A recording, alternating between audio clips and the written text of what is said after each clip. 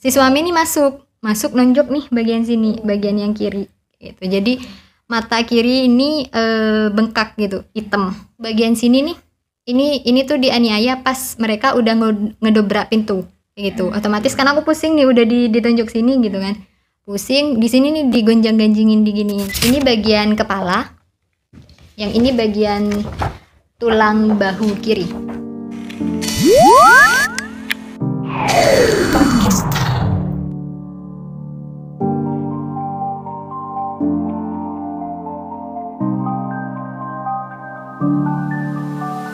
Halo, assalamualaikum Sobat RTV. Kali ini kita berada di segmen podcaster. Sudah bersama kita narasumber yang akan bercerita tentang pengalaman hidupnya yang mungkin nggak semua orang bisa merasakan seperti ini ya. Dan sudah bersama kita Kak Cahya. Kak Cahya ini seorang mahasiswi juga di salah satu kampus di Pamekasan. Langsung saja kita sapa yuk. Assalamualaikum, halo. Waalaikumsalam. Nah, makasih ya udah hadir ke sini, sempetin sama waktunya udah sibuk ya. Disempet-sempetin nih. Iya. Tapi juga kita mau ngucapin belasungkawa juga ya, katanya beberapa hari kemarin baru orang tuanya si ayah. Ya, ayah. Oh iya, semoga diberikan tempat yang terbaik di sisi Allah. Dan akhirnya kita ketemu ya di sini setelah berapa kali reschedule. Nah, ngomong-ngomong, cerita apa nih yang ingin Kak Cahya sampaikan ke penonton nih tentang pengalaman hidup kah atau kayak gimana?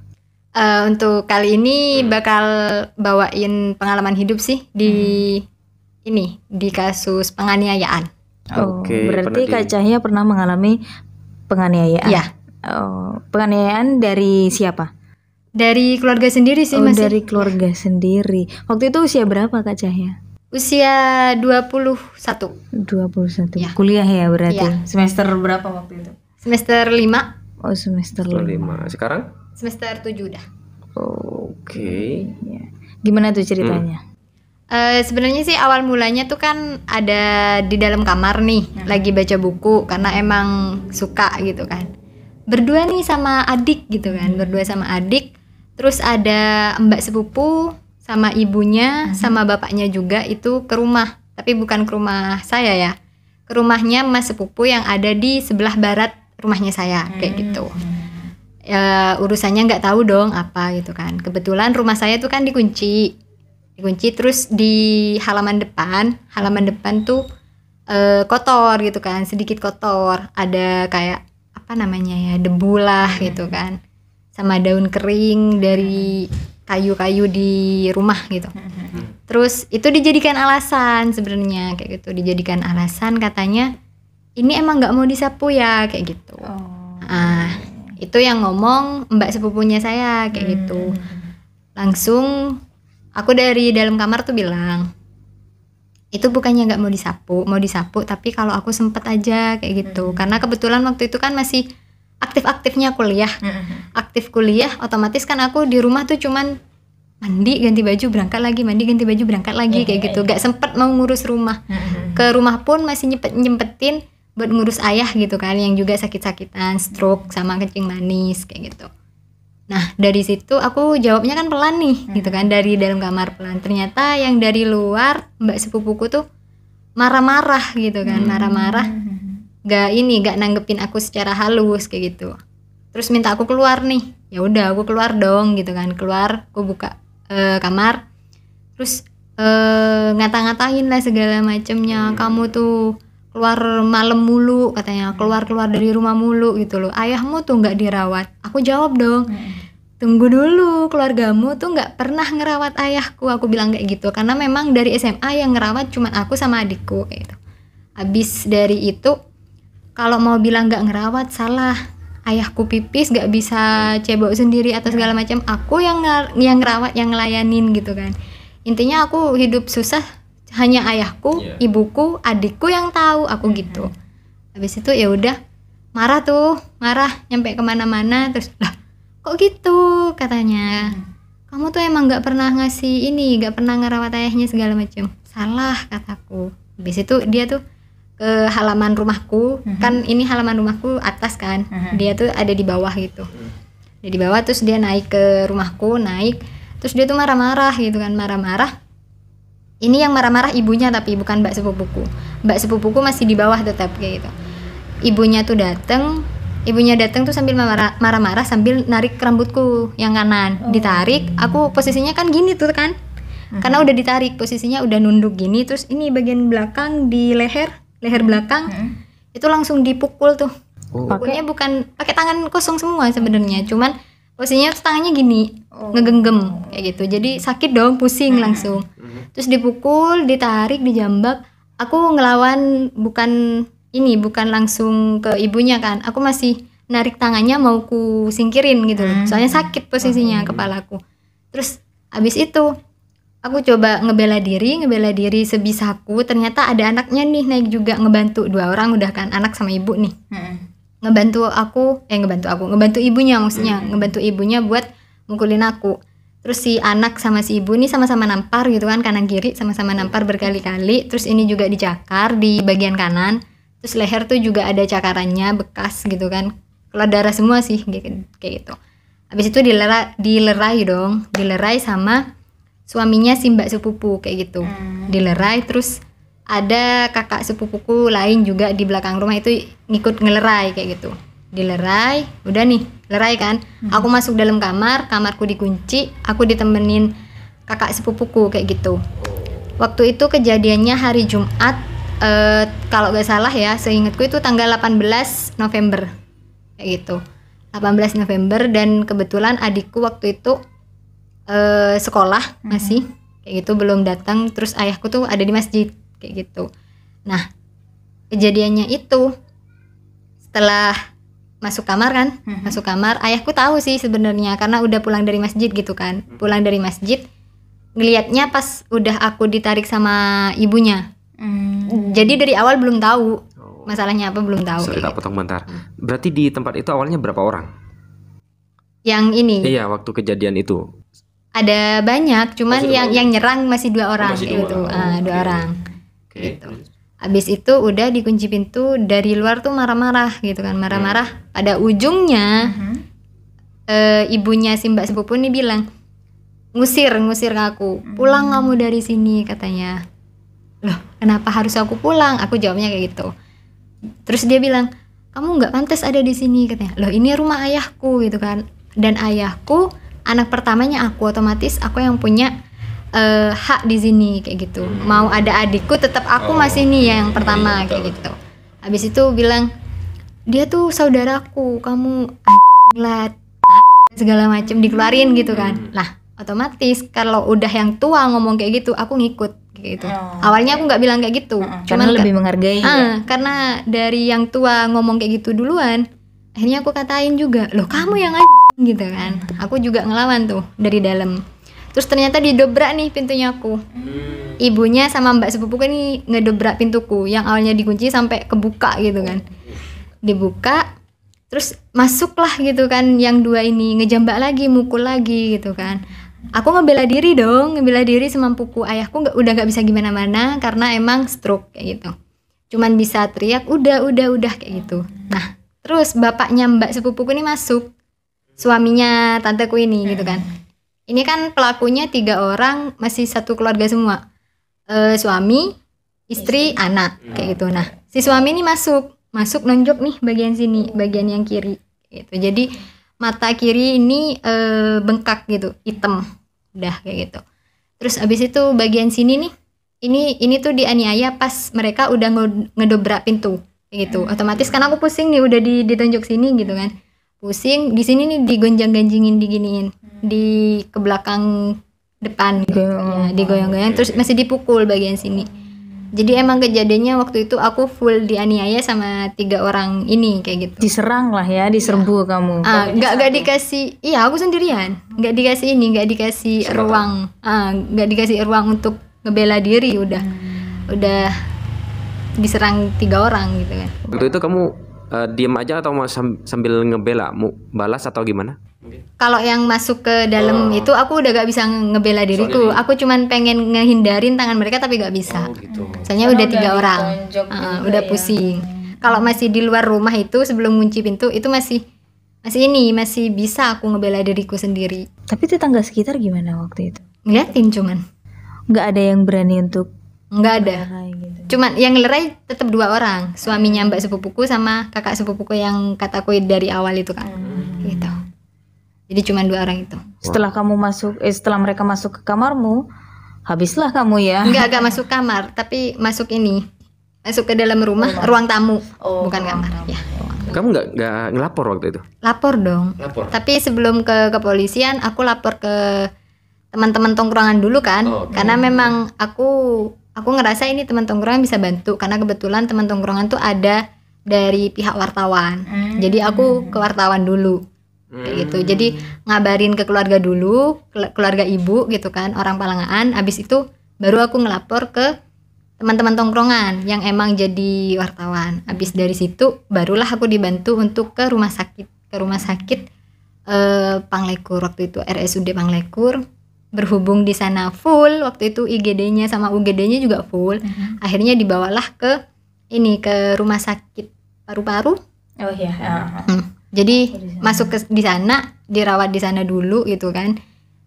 Tapi sebelum ke rumah sakit paru-paru dulu kan masih ke RSUD Panglekur. Itu masih mampir dulu ke Polres sebenarnya, masih ngurus dan diwawancara karena udah nggak kuat gitu kan, pusing, udah diselesaikan dulu. Abis itu mau balik gitu kan, mau balik ke rumah awalnya. Tapi di perjalanan aku sempat pingsan di tengah-tengah. Akhirnya dibawa ke RS paru-paru. Di sana langsung dilakukan ronsen dan juga dilakukan tindak lanjut di situ. Keluargaku juga datang, keluarga ibu datang. Diuruslah tetap sama teman-teman tongkrongan gitu kan. Diurus, ada yang bolak-balik ke Polres sama ke rumah sakit juga. Udah hasilnya dapet nih, ternyata tulang yang bahu kiri itu geser kayak gitu. Yang harusnya lurus gini tuh jadi geser kayak gitu. Jadi beginilah, geser kayak gitu. Oh, itu di ronsen berarti sudah ada hasilnya ya? Sudah keluar ya? Ada. Mungkin bisa nanti ditampilkan? Oh ya bisa. Oke. Ini bagian kepala. Yang ini bagian tulang bahu kiri. Kalau hasil yang kepala? Kalau kepala aman, cuman di bagian belakang ini kan bengkak dong, sama ngebiru juga. Iya. Tapi aman, gak ada yang patah atau apa. Oh ini ya Yang bahu. Iya, bahu kiri. Oke. Yang ini nih ya. Iya, yang geser. Yang ini nih bagian sini. Iya, sama bengkak juga di situ. Kamu untuk proses penyembuhannya butuh waktu berapa lama yang akhirnya kamu ngerasa pas fit semua gitu? Kalau penyembuhannya itu otomatis sama sama dipijet juga, sama kontrol juga, itu butuh waktu 1 tahunan. Satu tahun? tahun? Karena aku selama sebulan itu nggak bisa nyetir, nggak bisa pakai baju sendiri, dibantu adik gitu kan selama sebulan. Yang kanan Kiri, kan? kiri.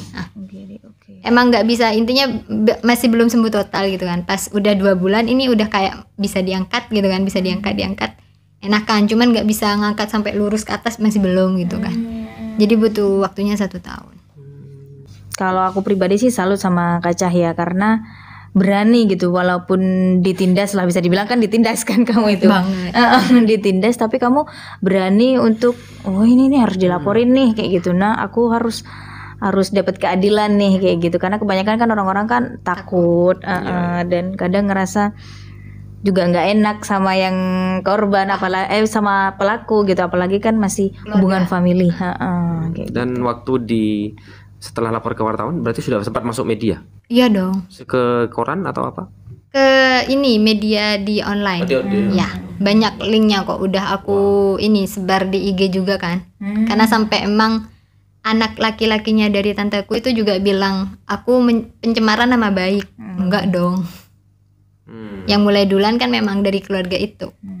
Aku hanya sekedar ngelapor. Dan waktu itu proses hukumnya berjalan? Berjalan. Ya. Oke. di sempat sidang? Iya, sempat mediasi juga kan. Terus bermediasi. Ya. Oke. Tapi hasilnya memang milih jalur damai kayak gitu. Oke, berarti. Cuman ya begitulah, tetap gak ada mungkin gak ada kesadaran atau gimana, gak paham lah. Berarti Kak Cahya mau mediasi karena ya Biar nggak panjang-panjang juga. Ya karena ya masih keluarga, tapi setidaknya aku udah ngasih pelajaran buat mereka dong kayak gitu. Biar gak ngulangin kayak gitu lagi. Karena memang motifnya sebenarnya bukan masalah rumahku kotor. Motifnya memang sebenarnya mau ini sih, ada tujuan lain kayak gitu. Mau ngambil rumah sebenarnya kayak gitu. Nah setelah kejadian itu mereka agak ngejaga jarak atau gimana sih sama? Ngejaga jarak. Ngejaga jarak gitu ya. Nggak apa-apa sih. Emang itu yang aku harapkan kayak gitu. Apa yang membuat Kak Cahya waktu itu banyak rugi secara apa aja waktu itu? Waktu sama uang pastinya. Waktu sama uang ya? Iya. Untuk pengobatan ya Iya. juga. Karena kan harus pijet itu kan harus rutin gitu kan. Itu seminggu 2 kali. Jadi kan uang mulu tuh yang dikeluarin. Masih kontrolnya lagi gitu kan. Itu masih bayar wartawan juga pastinya. Dari kejadian yang sudah dialami sama Kak Cahya, apa sih yang bisa diambil Iya. hikmahnya? Gitu. Karena kan setiap kejadian pasti ada hikmahnya. Iya pasti. Betul.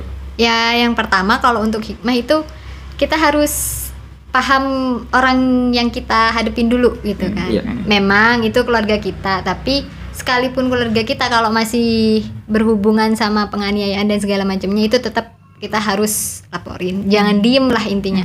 Karena kalau kita diemin, kita gak bakal dapet tempat nih untuk keadilan kayak gitu kan. Jadi pertama itu kita harus tahu dulu orang yang kita hadapin tuh siapa dulu. Kalau memang bukan keluarga, oke lah dipenjarakan silahkan. Tapi ini kan masih Family. ya masih family, oke lah hidayahnya aku masih ngambil dari kata family, oke lah mediasi gitu kan.